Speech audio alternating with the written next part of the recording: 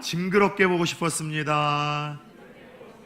예, 오늘 참 보고 싶었었던 또 우리 지체들이 오래간만에 또 함께 또 예배 자리에 있어서 더더욱 설레고 기쁨이 가득한 주일인 것 같습니다. 바다의 보물이라고 일컫는 진주가 만들어지는 과정이 신비함을 몇 번 말씀드린 적이 있습니다. 진주는 본래 아비큘레데라는 굴 속에서 만들어집니다. 이 굴 속에 모래알이 들어오면은요, 이 아비큘레데라는 이 굴은요, 즉시 자기의 몸에서 라카라라는 아주 독특한 물질을 생성해 자신 몸 안에 들어온 이 모래알을 둘러싸기 시작을 합니다. 그래서 시간이 흘러 자신 안에 들어온 모래알을 이 나카라라는 물질을 많이 이제 뽑아내요. 이것을 크게 둘러싸이고 또 이렇게 커질수록 더욱더 크고 값진 진주가 되는 법이죠. 그런데 굴 속에 들어오는 모든 모래가 다 진주가 되는 것은 아니라고 합니다. 이 나카로 모래알을 둘러싸는 이 일이 이 구레의 입장에서는 너무나 고통스럽고 진액을 빼는 힘든 과정이라고 합니다. 그래서 너무 고통스럽다 보니 간혹 자신의 몸 안에 들어온 모래알을 그대로 방치하는 굴들도 있는데, 그렇게 되면은 고통은 없지만 모래알 때문에 곧 병들어 죽어버린다고 합니다. 그러나 자신의 몸 안에 들어온 그 모래를 나카라는 물질을 만들어 둘러싸는 과정이 너무나 고통스럽고 힘이 들지만 참고 견뎌 모래알을 둘러싸게 될 때 이것이 그 값진 진주라라는 바다의 보석으로 만들어진다고 합니다. 마찬가지로 우리 삶에는 크고 작은 인생의 모래알들이 굴러 들어옵니다. 인간관계의 모래알, 혹은 사업의 어려움이라는 또 모래알, 혹은 건강과 또 질병이라는 어떤 연약함의 모래알이 끊임없이 뜻하지 않게 우리 인생에 굴러 들어와 우리를 두렵게 만들고 고통스럽게 만들고 힘겹게 만들어냅니다. 그렇지만 그때에도 우리가 이 삶을 포기하지 않고 우리 삶에 들어온 그 온갖 작은 삶의 모래알들을 따라 세웁시다. 계기함으로. 이게 뭐냐면 요즘 젊은 친구들이 말을 하도 줄여보기에 저도 한번 줄여봤는데, 계속해서 기도하고 계속해서 기다리고 계속해서 기대하는 것을 가리켜서 계기한다라고 제가 한번 줄여봤는데, 삶의 모래알들 속에서도 우리가 계기함으로 하나님 앞에 나아간다면 하나님은 우리의 삶도 보배로운 진주와 같이 비도가질 줄 믿습니다. 바라기는 삶의 갖가지 고통스러운 작은 모래알이 여러분에게 찾아온다 할지라도 믿음으로 계기함으로 주 앞에 보배로운 진주와 같은 인생들로 빚어나가실 수 있기를 예수 그리스도의 이름으로 축원합니다. 오늘 본문에는 그런 사람이 등장을 합니다.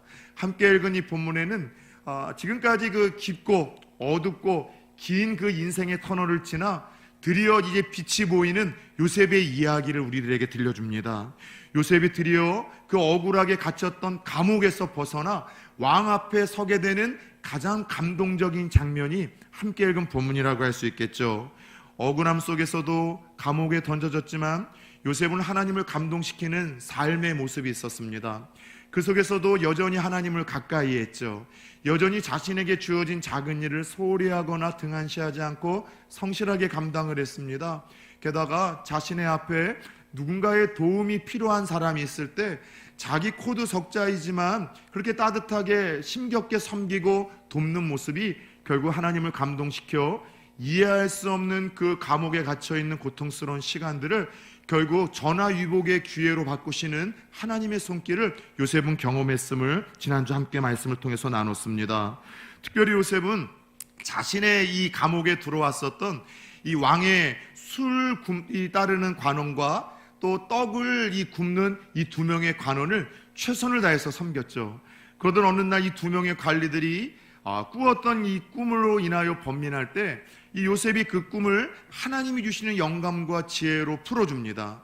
그리고 이 두 명 중에 한 명이었었던 술 따르는 관원은 그 꾸었던 꿈이 다시 이 감옥에서 풀려나 왕 앞으로 이 복직이 되어 왕을 섬기게 되어지는 아주 좋은 꿈임을 이야기를 하며, 그 꿈을 풀어준 후에 술 따르는 관원에게 요셉이 이런 간청을 합니다. 만약 당신이 제 꿈의 풀이대로 나가게 된다면, 그래서 이 관직을 다시 이 복직을 하게 된다면 나를 잊지 말아 주옵소서. 나를 기억해 주옵소서. 억울하게 갇힌 나를 꼭 기억하셔서 나를 구해달라고 강청을 하기 시작을 합니다. 요셉의 말대로 술 맡은 관원장은 며칠이 안 돼요 다시 왕 앞에 서는 여러분 이 은혜를 입습니다. 그런데 사람이 화장실 들어갈 때의 간절함과 또 나올 때의 마음이 다른 것처럼 그렇게 간절할 때에는 요셉의 그 좋은 해몽을 듣고서 돕겠다고 약속을 했지만 다시 왕 앞에 서서 그가 권력도 회복을 하고 그의 직위도 회복을 했을 때 요셉을 잊고 살았습니다. 무려 그렇게 요셉을 잊고 살은 지 2년이 지났습니다. 여러분 한번 요셉의 입장에서 한번 생각해 봅시다. 이제 작은 희망이 주어지는 것 같습니다. 자신이 감옥에서 지극정성으로 열심히 섬겼던 사람, 또 자신이 꿈풀이를 해주고 그 꿈풀이대로 다시 관직에 복귀한 그 최고의 실세가 말 한마디만 하면은 감옥에서 자기를 이끌어줄 수 있습니다. 오늘은 소식이 오겠지, 내일은 소식이 오겠지, 그렇게 하루하루 좋은 소식이 여러분 들리기만을 무려 2년 동안 기다렸지만 여러분 자신의 은혜를 입고 나아간 술 따르는 관원은 그 2년 동안 자신의 생애 속에서 요셉을 그렇게 까맣게 잊고 산 거예요. 요셉의 마음이 어땠을까요? 하루하루 내일은 좋아지겠지, 내일은 좋은 소식이 있겠지, 내일은 내 인생에도 볕들 날이 있겠지, 희망 고문을 당했던 그 2년이 지났을 때 요셉의 마음은 더더욱 무너졌을 것입니다. 절망이 얼마나 깊어졌을까요? 그 술 따르는 관원을 향한 분노는 얼마나 컸었을까요? 삶도 신앙도 포기하고 싶은 유혹이 그에게 찾아오진 않았을까요? 여러분 사람이라는 것이 그렇지 않습니까? 누군가에게 무언가 내가 베풀었던 그 호의가 반드시 좋은 보상으로 올 것을 기대하고 사람 의지하고 기다렸을 때 그것이 주어지지 않을 때의 상처와 아픔은요 더 크고 깊은 법입니다. 1998년 6월 달에 온 국민을 충격으로 빠뜨리게 하는 이런 사건이 있었습니다. 그 당시 대통령이었었던 김영삼 대통령의 아들이었던 김현철 씨가 여러분 납치가 되었던 겁니다. 일반 평범한 사람도 아니고 중동이나 아프리카도 아니고 대통령의 아들이 자유민주주의 대한민국에서 납치가 되었다는 것, 이거 자체로 충격적인 사건 아니겠습니까? 훗날 여러분들 이 범죄의 그 용의자가 밝혀졌는데요. 김현철 씨와 오랫동안 알고 지낸 오모 씨라는 사람이었었습니다. 이 사람이 누군가 하면은 그 당시 이제 대통령 선거가 있을 때 김영삼 대통령의 선거 캠프에서 정말 가장 앞서서 섬겼던 사람이에요. 얼마나 대통령으로 세우고 싶었는지 자신의 집도 팔고 사업체였었던 그 슈퍼마켓도 다 팔아가지고서 이 대선 캠프 자금으로 다 지원을 하고 가장 열심히 일선에서 열심히 운동을 힘썼던 거죠. 그리고 다행히 그 대선에서 김영삼 대통령이 대통령으로 당선이 된 겁니다. 인간적으로 어떤 생각을 하겠습니까? 나한테도 콩고물이 떨어지겠지, 당연한 것 아닙니까? 자신의 집도 팔았어요. 자신의 사업체 이 슈퍼마켓도 팔아가지고서 선거운동에 가장 앞장섰는데 그 사람이 대통령이 되었다면 한 자리 여러분 주어지는 것 아니겠습니까? 그런데 아무도 그를 기억하지 못한 거예요. 그렇게 사람들 속에서 그들은 잊혀져 버린 겁니다. 결국 이에 분노 속에 앙심을 품고 다이너마트까지도 준비를 해서 대통령의 아들 김현철 씨를 그렇게 여러분들 납치를 했었던 것입니다. 이 사건을 통해서 우리에게 주는 여러분 작은 소소한 교훈들이 있지 않습니까? 따라 세웁시다. 사람 믿지 말라. 사람 의지하지 말라. 예, 힘들고 어려울 때 사람을 의지하고 사람을 믿을 수밖에 없는 것이 우리 인간의 연약함이에요. 왜냐하면 하나님은 보이지가 않잖아요. 그러나 누군가 나를 도울 수 있는 힘이 있고 여러분 나를 도울 수 있는 여러분 무언가 여건을 가지고 있는 사람들 찾아가고 의지하고 믿을 수밖에 없는 것이 우리 인간의 연약한 모습이지만 왜 그런 사람을 의지하지 말고 믿지 말라고 하느냐? 불신을 조장하는 것이 아니라 그 결말은 꼭 배신과 더 큰 상처와 아픔으로 여러분 항상 그렇게 끝을 맺기 때문이에요.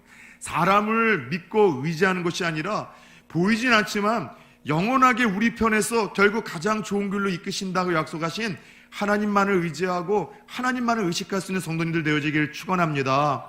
요셉은 2년의 시간을 통해서 심한 고문을 당하며 아마 이런 교훈을 얻었을 거예요. 내가 알게 모르게 지금까지는 이 억울하고 힘든 상황 속에서도 하나님만 의지하고 하나님만 붙들었는데 내가 2년 동안 하나님을 의지하는 것이 아니라 사람을 의지했구나, 사람을 믿었구나, 사람을 신뢰했구나. 그리고 그 2년 동안에 사람을 믿고 신뢰했었던 것은 더 큰 배신감과 상처와 아픔이었다는 것을 요셉은 2년의 시간을 통해서 깨달았던 것입니다. 그러나 사람은 우리의 호의와 은혜를 잊을 수 있지만 하나님은 여러분 우리를 결코 잊는 법이 없음을 오늘 함께 읽은 본문에서 말씀을 하십니다. 때가 되어 2년이라는 시간을 통해서 그 술 맡은 관원장에게는 잊혀진 바가 되어졌고 그 술 맡은 관원장에게는 버림받은 시간 같았었지만 하나님은요 2년의 시간을 통해서 드디어 요셉을 정말로 가정의 구원자로 삼기 위해서, 나라와 민족의 구원자로 삼기 위해서 애굽의 총리로 세우고자, 왕 앞에 세우고자 드디어 2년 동안 역사하여 2년이 지난 그때에 왕의 꿈을 통해서 하나님이 일하기 시작하십니다. 어느 날 2년이 지나서 그렇게 요셉이 잊혀진 바 되었을 때 애굽의 왕 바로가 꿈을 꿉니다. 두 번의 연속적인 꿈이었는데 이런 내용이에요. 첫 번째 꿈은 아주 이렇게 살찐 그렇게 큰 소 7마리가 나타났는데 갑자기 아주 빼짝 마르고 이 아주 흉물스러운 7마리의 소가 나타나 앞선 살찐 소를 다 잡아먹는 꿈입니다. 이게 무슨 꿈이지? 깜짝 놀라서 다시 여러분 잠들었는데 또 하나의 꿈이 여러분들 찾아온 거예요. 한 이삭에서 7개의 아주 알이 아주 빼곡히 맺힌 아주 예쁜 이 알곡이 있었었는데 또 다른 이제 7개의 어떠한 이 이삭이 갑자기 앞선 그렇게 아주 풍성한 이 알곡을 다 삼켜버리는 거예요.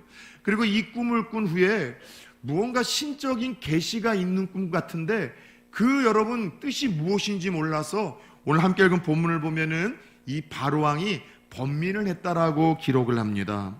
한번 생각해 봅시다. 여러분 꿈을 꾼 다음에 개꿈이네, 별의별 꿈이 있네, 이렇게 여러분들 넘어갈 수도 있을 텐데 이 꿈 때문에 바로가 밤잠을 이루지 못하고 번민을 했다.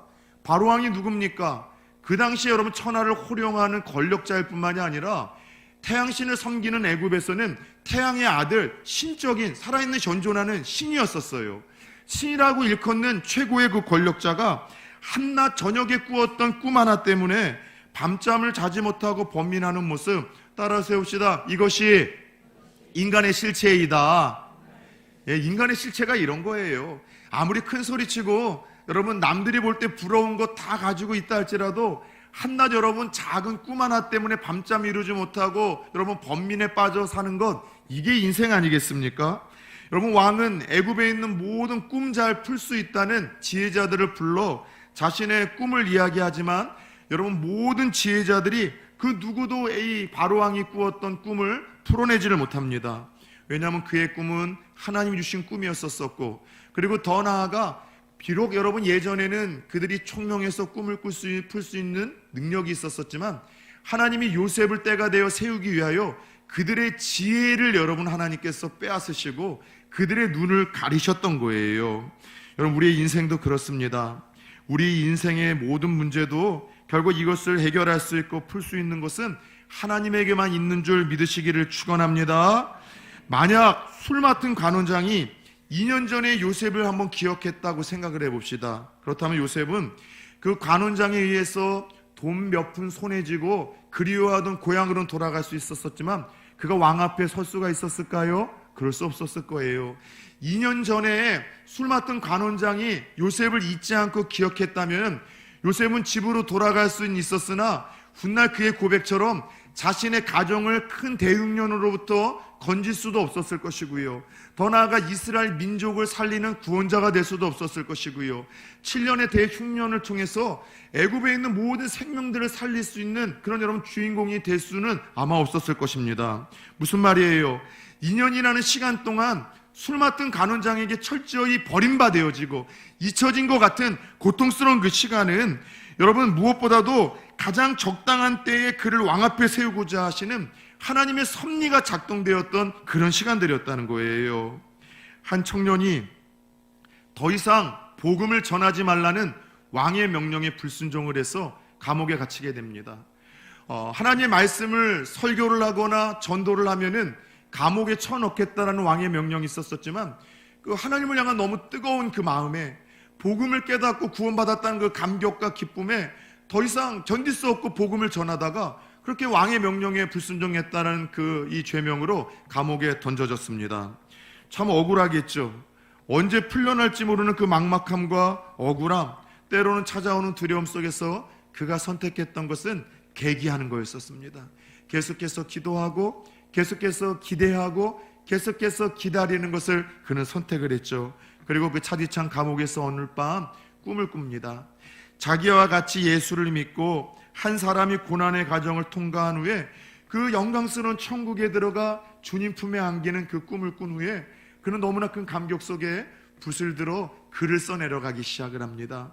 그리고 그가 차디찬 그 감옥에서 가장 두렵고 이해할 수 없는 그 고통의 시간에 써내려갔던 그 책은 이후로 역사 속에서 성경 다음으로 최고의 베스트셀러라고 일컫는 그 책이 되어 수많은 크리스찬들에게 그 고난의 여정에서 신앙의 소망과 믿음과 용기를 주었던 책으로 자리매김을 하죠. 그 책이 무엇이냐? 따라서 해볼까요? 철로의 역정. 예, 바로 존 버년의 이야기. 그리고 그가 이 감옥에서 꿈을 꾸고 쓰고내었던 철로의 역정의 이야기입니다. 한 크리스찬이 예수를 믿고 나서 천국 가는 그 길까지 얼마나 여러분 험난한 시간을 보냅니까? 넘어지기도 하고 쓰러지기도 하고 고난을 겪기도 하고 이해할 수 없는 여러분 두려움에 앞에 서기도 하고, 그러나 결국은 가장 그 영광스러운 천국에 이르게 되어 하나님 품에 안기게 되어지는 감격적인 그 스토리가 가장 깊고 어두웠었던 감옥 안에서 존 버년이라는 사람을 통해서 여러분들 기록되어진 시대의 작품이었었다는 것이죠. 여러분, 그래요. 하나님의 사람들에게 있어서 의미 없는 시간은 없습니다. 성도들에게 있어서 필요치 않은 경험은 없습니다. 때로는 살다가 우리가 요셉처럼 누군가에게 잊혀지는 듯한 시간을 보낼 수가 있어요. 누군가에게 잊혀진다는 것, 기억 속에서 사라진다는 것, 이거만큼 고통스럽고 아픈 일이 어디 있겠습니까? 젊은 연예인들이 가끔씩 여러분 그런 극단적인 선택과 결정을 하는 것도 잊혀질지 모른다라는 두려움 때문에, 사랑받았던 팬들에 의해서 자기가 버려질지 모른다는 두려움 때문에 여러분 그런 극단적인 선택과 결정을 하는 것 아니겠습니까? 하나님 앞에서 내가 버림받은 것 같은 시간을 보내시는 분들이 있으실 거예요. 기도해도 하나님이 응답이 없고, 하나님 앞에 간절히 내가 하나님의 도움을 구해도 하나님이 침묵을 하셔서 사람들에게만이 아니라 하나님에게조차 버림받은 것 같고 잊혀진 것 같은 시간을 보내시는 분들, 오늘 요셉이 막닥뜨린 동일한 여러분 감정과 시간들을 보내고 계시는 분들이죠. 그러나 중요한 것은 이런 시간들 속에서도 요셉에게 하나님이 그러셨던 것처럼 이러한 인연의 시간, 버림받은 시간, 또 잊혀진 시간 속에서도 우리가 어떤 상황 속에서도 여전히 하나님을 신뢰하며 우리가 해야 될 일들은 따라서 해봅시다. 계기하는 것. 이게 뭐라고요? 계속해서 기도하고 계속해서 기대하고 계속해서 이 기다리는 것, 이것이 우리가 취해야 될 가장 성숙하고 여러분 가장 확실한 믿음의 방편이라는 것이죠. 전후 좌우로 한 번만 인사합시다. 계기하는 성도가 됩시다. 네. 잊혀진 것 같은 시간 속에서도, 버림받은 것 같은 시간 속에서도 하나님이 일하고 계시고 나에게서 가장 적당한 때에 가장 아름다운 방법으로 내게 가장 좋은 것을 주실 것이라는 믿음을 가지고 여러분 계기로 승리할 수 있는 성도님들 되어지기를 축원합니다. 감동적인 장면은 왕의 꿈 이야기를 들은 후 한낱 죄인이었던 요셉이 왕에게 보였던 반응입니다. 그 반응이 16절과 32절에 기록이 되어지는데 우리 함께 읽었던 본문 16절만 한번 좀 같이 봅시다. 시작. 요셉이 바로에게 대답하여 이르되 내가 아니라 하나님께서 바로에게 편안한 대답을 하시리이다. 아멘. 자, 죄수의 복을 벗고 깨끗한 옷을 입고 왕 앞에 섭니다. 왕이 이야기를 합니다. 네가 그 꿈을 잘 푼다고 한다는 요셉이냐? 내 술 맡은 관리가 너에게 도움을 얻었다는 그가 바로 너희냐? 바로 이때 요셉이 일반적인 사람이라면 자신을 왕에게 각인시키기 위해서, 돋보이기 위해서 자기 자신을 더욱더 어필을 해야 되는데 이 상황 속에서 엉뚱한 반응을 보여요. 어떤 여러분 반응을 보입니까? 하나님을 자랑하고 있어요. 여러분, 태양신을 섬기는 나라에서, 그것도 왕에게 한낱 죄인이 하나님의 이름을 당당하게 고백하고 선포하는 것, 이거 간이 배 밖으로 나온 거예요. 정상적이지 않은 지금 행동인 거예요. 그런데 여러분, 한낱 죄인이 태양신을 섬기는 나라에서 현존하는 신이라고 일컫는 그 바로왕 앞에서 지금 자신을 자랑하는 것이 아니라 하나님을 자랑하고 있고 하나님 이야기를 하고 있는 이 장면이 여러분 우리들에게 잔잔한 감동과 도전이 되고 있지 않습니까? 우리는 그러지 못하는데 세상 앞에서 여러분 요즘에 뭘 자랑합니까? 그저 내 아파트가 얼마나 평수가 넓은지, 얼마나 부동산이 올랐는지, 내가 얼마나 좋은 차를 타고 다니고 좋은 명품의 여러분 옷과 신발과 백으로 나를 둘러싸고 있는지, 내 자녀가 얼마나 좋은 대학에 갔고 얼마나 좋은 직장에서 연봉을 잘 받고 있는지, 우리의 자랑거리는 사실 예수 믿어도 이런 것들 대부분 아닙니까? 세상을 감동시키지 못하는 자랑, 하나님을 감동시키지 못하는 자랑. 그런데 오늘 요셉의 이 자랑이 잔잔한 감동이 되는 것은 우리는 하지 못하는데 요셉은 지금 하고 있어요. 자기 자신을 어필해서 이 억울하고 힘든 상황을 벗어내야 될 이 상황 속에서도 오히려 왕을 불쾌하게 만들 수 있는 신앙의 이야기를 합니다. 하나님의 이야기를 합니다. 사랑하는 여러분들, 요즘 무엇을 자랑하고 계십니까? 여러분, 하나님을 자랑하는 것, 이게 간증이에요. 하나님을 자랑하잖아요. 그럼 하나님께서 여러분 우리들이 더 자랑할 수 있을 만한 거리들을 계속해서 만들어 주시는 거예요. 언젠가도 이야기를 했죠. 헬스장에 갈 때마다 막 골몰한 생각을 하고 가다가도 카운터 앞에, 그 카운터에 앉아있는 누군가가 있으면 우선 얼굴 표정이 밝아집니다. 해맑게 웃어서 좋은 아침 항상 인사하고 들어가요. 왜 그러기 시작했는지 들려드린 적이 있잖아요. 한 번은 제가 이 다니는 그 헬스장에 아주 좀 냉소적인 이상한 직원이 와서 한 번도 눈을 안 마주쳐요. 오고 가는 회원들과 한 번도 웃지도 않아요. 그럼에도 불구하고 저는 계속해서 오기로 더 먼저 인사를 하고 밝게 여러분 먼저 이렇게 표정을 짓고 이렇게 먼저 안부도 물었는데, 어느 날은 항상 냉소적이고 표현 한번 하지 않던 그분이 저를 붙들고 이렇게 이야기를 하더라고요. 선생님만 보면 참 기분이 좋아집니다. 그리고 우리 이 모든 헬스 트레이너 선생님들이 선생님만 보면 참 행복해진다라고 스마일맨이라고 이야기를 하시는데, 혹시 교수십니까? 저에게 물어보는 거예요. 그래서 그 이야기를 듣고 난 후에 제가 그 앞에 설 때마다 더욱더 더 웃는 모습으로, 해맑은 모습으로, 더욱더 내가 따뜻한 사람, 친절한 사람, 또 내가 되게 이렇게 스마일한 사람으로 보이고자 저 자신을 준비하는 모습을 보았어요. 저와 감히 하나님을 비교한다는 것 자체가 되게 불경건스럽지만, 근데 저는 하나님도 그럴 거라고 생각을 해요. 우리가 하나님이 하신 일들을 자랑하잖아요. 내 생애에서 하나님이 얼마나 놀라운 일들을 하셨는지, 그리고 내 힘으로 할 수 없는 일이지만 하나님이 개입하시고 도와주시면 얼마든지 그분을 하실 수 있는 분, 바로 내가 모르는 거 아시고 볼 수 없는 거 보시고 할 수 없는 거 하시는 분이라고 하나님을 막 높여드리잖아요. 그럼 하나님이 너무나 기뻐하시는 거예요. 그래? 너희 말이 내 귀에 들린 대로 내가 행하겠다는 약속을 따라 내가 정말 그렇게 할게. 너에게 더 자랑할 거리를 줄게. 그래서 끊임없이 우리의 삶에 하나님께서 이 내가 자랑하는 그 하나님께서 자랑할 만한 거리들을 계속해서 주시는 거예요. 이것이 하나님을 자랑하고 높이는 자들에게 주시는 최고의 유익과 축복입니다. 그것뿐이에요. 간증을 하고 하나님 자랑하잖아요. 여러분, 비신자들의 마음속에 그런 생각이 드는 거예요. 야, 그 하나님이 정말 살아계시다면 나도 좀 만나보고 싶다. 나도 지금 자녀들 때문에 이렇게 피눈물 나는 시간을 보내는데, 내 인생이 불투명하고 내 미래가 보이지 않아서 이렇게 답답한 상황인데, 나도 지금 이렇게 경제적인 어려움이 있는데 그런 문제를 해결해 주셨던 하나님이라고, 그 하나님이 살아계시다면 나도 좀 한번 만나고 싶다. 하나님을 조금 알아가고 싶고 하나님을 찾고 싶은 거룩한 호기심과 열망이 여러분 자랑하는 이들을 통해서 비신자들에게 여러분 심어진다는 거예요. 그것뿐입니까? 하나님이 과거에 하셨던 일들을 자랑하고 간증을 하잖아요. 내 안에 잊어버렸던 그 하나님의 은혜와 과거에 도우셨던 하나님의 그 도우심이 여러분 새록새록 들면서 믿음이 더욱더 커지는 거예요. 아, 그렇지. 과거에도 사방이 꽉 막혔었을 때 하나님이 나를 건져주셨었잖아. 그때 내 인생 이대로 끝나는가 싶을 정도로 주저앉았었을 때 하늘에서 내게 소망의 밧줄을 내려주셨었잖아. 내 주위에 나를 사랑하는 사람이 하나도 없다고 생각이 되어 다 포기하고 싶을 때 여전히 나를 사랑하는 사람이 있음을 주위 사람들을 붙여주셔서 하나님 느끼게 해주셨잖아. 과거에 도우셨던 그 하나님의 은혜와 도움이 생각이 나서 오늘의 어려움과 오늘의 고난을 이겨낼 수 있는 힘과 소망을 하나님을 자랑하고 높이는 사람들에게 하나님이 주신다는 사실을 깨닫기를 축원합니다.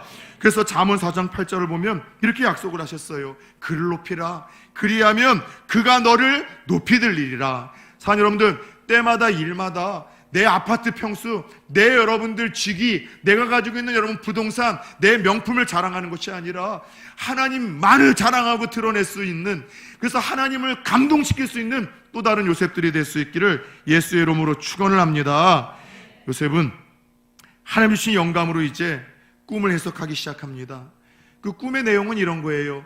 7년 동안 한 번도 경험할 수 없는 큰 대풍년을 맞이할 겁니다. 그런데 바로 이어서 또 다른 7년 동안은 한 번도 경험할 수 없었던 가장 끔찍하고 고통스러운 대흉년을 맞을 것입니다. 그리고 어떤 이런 불길한 이야기를 들려줄 뿐만이 아니라 그렇게 대7년의 끔찍한 흉년을 만났을 때 어떻게 왕과 애굽이 그 어려움의 시기를 풀어가고 해결해 나가야 될지 그 대안을 요셉이 하나님 주신 지혜와 영감으로 바로 왕과 애굽의 신하들에게 설명을 해줘요.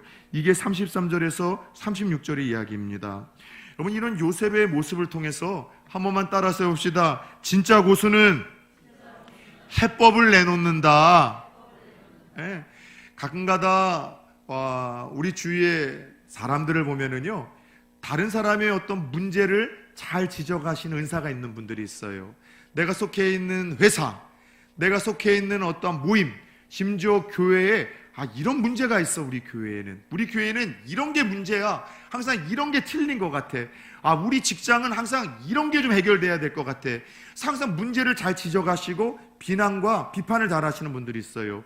이런 분들은 하나님이 주시는 은사가 있는 분들이에요. 똑똑하신 분들이에요. 그래서 남들이 볼 수 없는 그 문제가 보이고 그 문제가 돼서 여러분 그 아픔이 있는 거예요. 그래서 무언가 비난을 잘하고 비판을 잘하고 문제를 잘 지적하시는 분들 사실 똑똑한 분들인데, 근데 여러분들 문제를 잘 지적하고 비판하는 것으로 끝나면은요, 여기저기서 미움을 받는 거예요. 그래서 직장에서도 어려운 때 해고 1순위는요 비판에 대해 늘 회사에 대해서 비판을 하고 상사에 대해서 비평을 하는 사람이 해고 1순위라고 늘 이야기를 합니다. 여러분들 참 재밌는 것은 어떤 문제가 보여서 비난도 하고 비판도 하고 지적도 하지만 거기서 끝나면은 미움을 받지만, 그러나 그 문제를 지적하고 나서 그에 대한 해결과 대안을 제시를 하면은요 사람이 존경을 받는 거예요. 그리고 사람에게 기회가 주어지는 거예요. 성경을 보면은 그런 인생들이 우리들에게 종종 소개되지 않습니까? 특별히요, 오늘날 교회에는 담임 목사만 혼자 일하지 않습니다. 담임 목사를 돕기 위해서 우리 또 목사님도 계시고 전도사님도 계시고 장로님들도 계시고 또 각 부서 전도회 회장님들과 임원단들도 있죠. 주일학교에는 또 간사님들과 선생님들도 있죠. 왜냐하면 목사 혼자 다 할 수 없기에 역할 분담을 하는 건데, 이런 교회의 조직과 시스템이 언제 시작이 됐는 줄 아세요? 출애굽한 후에 여러분 모세 시대에 이런 교회 조직이 처음으로 시작이 된 거예요. 자, 모세가 이스라엘 백성들을 출애굽시킨 후에 광야에서 아침부터 밤늦게까지 피곤에 찌들며 했던 일이 있습니다.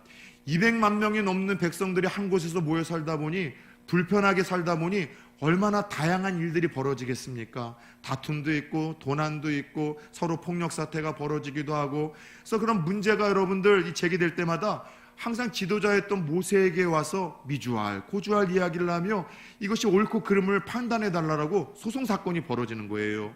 그러던 어느 날 모세의 장인 이드로라는 사람이 이 모세의 장막에 왔다가 아침서부터 밤늦게까지 모세가 그 백성들 송사하는 걸 보면서 여러분들 자기 이 딸이 이 과부되게 생긴 거예요. 그래서 어느 날 모세한테 이렇게 조금 아주 그런 팩트 있는 뼈 있는 말을 합니다. 그대가 참 미련하다, 어리석다. 모세가 들으면 얼마나 기분 나쁩니까? 세상에 그래도 민족의 지도자인데 세상에 장인이라고 하더라도 자신을 향해서 지혜롭지 못하고 어리석다고 이야기를 해요. 근데 이드로가 참 지혜로운 것은 그렇게 비난을 하고 문제점을 봤을 뿐만이 아니라 그에 대한 해결과 대안책을 제시하는 고수였었다는 것이죠. 이걸 보면 이 시가 참 여러분들 대단한 것 같아요. 이 시 이드로도 괜찮죠, 이사야도 괜찮죠, 이삭도 괜찮죠, 이스라엘도 괜찮죠, 이동화 목사도 괜찮죠. 뭐 아니면 말고요. 그래서 그때 이드로가 뭘 제안을 하는가 하면은 10부장, 100부장, 1000부장 제도를 세우십시오. 그래서 조직들을 세우고 하나님을 신실하게 섬기고 백성들에게 존경받는 일꾼들을 세워서 당신이 하는 일을 역할 분담을 해서 이 공동체를 더 건강하게 세워가라고 부탁을 했고, 그래서 이 모세가 이드로의 이 대안을 듣고서 그렇게 10부장, 50부장, 100부장 제도를 세워서 이것이 사사시대에도 왕정국가에도 역할 분담이 되었고, 오늘날 교회 조직에도 그래서 직분자가 생긴 거예요. 이번 우리 봄노에 우리 2023년 부산 초원교회 우리 장로님들 2분 청원하는 청원서가 통과가 되었습니다. 그래서 또 이제 2분의 장로님들과 권사님들과 집사님들이 생기는데, 그분들이 여러분들 직분자로 생겨지는 이유들이 무엇입니까? 함께 역할 분담을 해서 교회의 문제들을 같이 한번 우리가 해결해 나가고 더 건강한 교회를 세우기 위해서 하나님이 세우시는 과정이 교회 직분자들을 세우는 과정이에요. 그런데 오늘 요셉이 이렇게 문제를 지적한 것만이 아니라 대안과 해결책을 지시함으로 인해서 왕의 마음을 감동시켰었고, 그 이야기 들을 때 애굽의 대신들의 마음을 감동시켜서 뭔지 모를 감동과 확신으로 이 바로 왕이 이 한낱 죄인이었던 요셉을 이 모든 문제를 해결해 달라고 애굽의 총리를 여러분 세우는 말도 안 되는 기적의 사건이 벌어지는 거예요. 사랑하는 우리 성도님들, 어느 곳에 가든지 하나님 주시는 눈썰미로 문제를 보시고 그 문제가 무엇인지에 대한 해결과 대안까지도 제시할 수 있는 또 다른 능력자들 되어질 수 있기를 예수의 이름으로 축원합니다. 여러분, 드디어 요셉은 죄수의 옷을 벗기고 왕이 준 여러분 신하의 옷을 입고 금목걸이를 목에 걸고 왕의 인장 반지를 받습니다. 다시 말해서 반정케 하시고 역정케 하시는 그 하나님을 오랜 깊은 인생의 어두운 터널을 지나 비로소 지금 여러분 그가 경험하고 체험하기 시작을 한 거예요. 여러분, 하나님은 그렇습니다. 한낱 소망 없는 죄인이라 할지라도 그 죄인을 한 나라의 총리 대신을 세울 수 있을 만큼 우리 인생의 완벽한 반정과 역정을 이루시는 분이 우리 하나님이라는 사실을 깨달으시기를 축원합니다. 사랑하는 여러분, 요셉이 이 끔찍한 인생의 생애, 여러분 이 13년이라는 시간을 통해서 애굽의 총리가 되었던 거예요. 13년의 시간이 얼마나 고통스러운 시간이었었습니까? 얼마나 두려운 시간이었었습니까? 얼마나 억울한 시간이었었습니까? 하나님도 포기하고 인생도 포기하고 버튼 시간이 13년의 시간이었었어요. 요즘 새벽에 사무엘 하 말씀을 통해서 다윗의 이야기를 나누고 있습니다. 다윗이 왕이 될 거야 사무엘 선지자로부터 기름 부음 받고 나서 몇 년 후에 왕이 됐는 줄 아십니까? 20년 후에 왕이 되어졌어요. 그 20년이라는 시간이 어떤 시간입니까? 믿었던 자기의 죽은 사울왕의 추적을 인해서 수도 없는 생명의 위기를 느끼고 두려움과 불안에 떨고 알지 못하는 미래의 그 두려움 때문에 밤잠 이루지 못하는 시간이 다윗에게도 20년이었어요. 그러나 요셉의 13년의 의미, 다윗의 20년의 의미는 이해할 수 없는 시간, 버림받은 것 같은 시간, 하나님 앞에 잊혀진 시간 같았었지만 그런 시간 속에서도 계기하는 신앙의 시간이었었습니다. 계속해서 기도하고 계속해서 기대하고 계속해서 기다릴 때 마침내 하나님의 때에, 가장 적당한 때에 하나님은 다윗을 왕으로 세우셔서 그와 가정과 민족을 살리셨고, 하나님 13년이라는 그 시간을 통해서 결국 준비되어진 요셉을 왕 앞에 세우셔서 여러분 그도 살고 가정도 살리고 이스라엘 민족도 살리고 7년의 대흉년 속에서 죽어가는 모든 애국과 모든 여러분 이 사람과 모든 동식물을 살리는 그 주인공으로 하나님이 요셉을 들어 쓰셨다는 것이죠. 사랑하는 여러분들, 오늘 우리 가운데에도 혹시 잊어진 듯한 시간, 막연한 기다림의 시간을 보내시는 분들이 있으십니까? 하나님이 내게 허락하신 시간이 요즘 너무나 고통스럽고 두렵고 불안하고 외롭고 억울하고, 그래서 왜 이런 시간들을 허락하셨는지 하나님 앞에 따지고 싶고 울고 싶으신 분들이 있으십니까? 우리 요셉처럼 지금은 다 이해할 수 없었지만 하나님이 반드시 내게 가장 좋은 것으로 좋은 때에 주고자 허용하시고 준비하시고 연단하시는 시간이라는 사실을 믿음의 눈을 들어서 보고 여러분 가슴에 품으셨으면 좋겠어요. 몇 년 전 슈퍼컴퓨터인 알파고와 인간의 바둑 대결이 세계의 많은 이목을 집중시켰습니다. 전 세계 바둑 1위였었던 이 커제도 졌고요. 우리나라의 희망의 아이콘이었었던 이세돌도 그래도 딱 한 판은 이겼지만 결국 완패하고 말았었죠. 언론들은 대서특필하기 시작했습니다. 슈퍼컴퓨터인 알파고의 수가 상상을 초월했다. 이길 수 없는 4차원의 수였다. 더 이상 인간은 그 기계를 이길 수 없다. 그렇게 대서특필을 했을 때 한 청년의 엄마가 웃으면서 이런 이야기를 하더래요.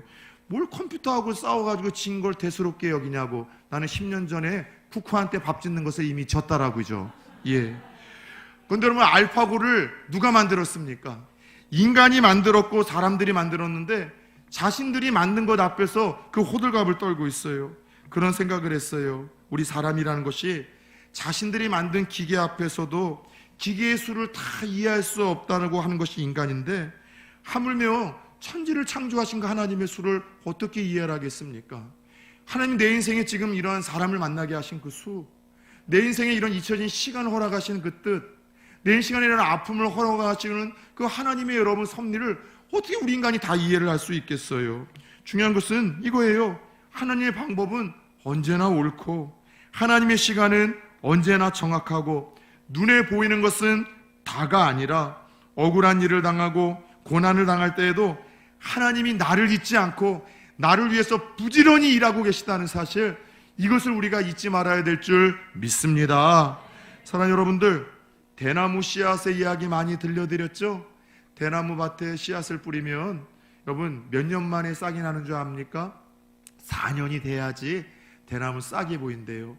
4년의 시간이 이게 심고 기다리는 사람에게 짧은 시간이겠습니까?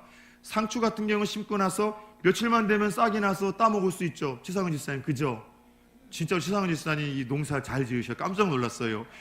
여러분, 아무리 느려도 심고 뿌린 씨앗이 죽지 않고 살아있다면 몇 개월 후에 아니면 그 다음 해에 싹이 나고 자라내야 되는 건 아닙니까? 근데 대나무 밭에 여러분 뿌려도 4년 동안 아무런 기미와 징조가 없는 거예요. 죽었는지 살았는지 모르다가 비로소 4년이 되었을 때 죽순이라고 일컫는 작은 싹이 나오기 시작합니다. 그리고 우죽순이라고 비가 오고 나서 날씨가 습해지면 그 작게 난 4년 만에 난 싹은 갑자기 커지기 시작을 해서, 여러분 전 세계 대나무 종류가 1200종류이고요 우리나라에는 15종류인데 전 세계에 여러분 다 분포되어 있는 대나무 종류 중에 이 왕대라는 것이 있어요. 왕대라는 것은 싹이 난 후에 하루에 여러분 비가 오고 나서는 무려 80에서 1m가 자란다고 합니다. 하루에. 여러분이 놀라야 할 때 안 놀라면 제가 놀란다니까는요. 하루에 여러분들 80에서 1m가 자라는 이게 놀랍지 않습니까? 그리고 우리나라 이 관측에 의해서 최고의 여러분들이 많이 자란 것은 하루에 1m 20까지 자라는 여러분 왕대가 있다는 거예요. 무슨 말이에요? 보이지 않아도 섬유질의 여러분 뿌리를 그렇게 여러분 깊게 넓게 4년 동안 뿌려 나간다는 거예요. 자연의 이치를 통해서도 하나님이 우리에게 깨닫게 하시는 거예요. 잊혀진 듯한 시간, 버림받은 것 같은 시간, 아무런 결과와 성과가 없는 시간, 기도에도 하나님이 침묵하시는 것 같은 시간, 응답이 보이지 않는 이 시간 속에서도 함부로 낙심하거나 건방지게 절망하는 것이 아니라 하나님이 우리를 역정케 하시고 가장 좋은 때에 반정케 하시기 위하여 부지런히 일하고 계시다는 사실을 기억하며, 이해가 안 되는 상황 속에서도 따라서 해봅시다. 계기하자. 계기십시오.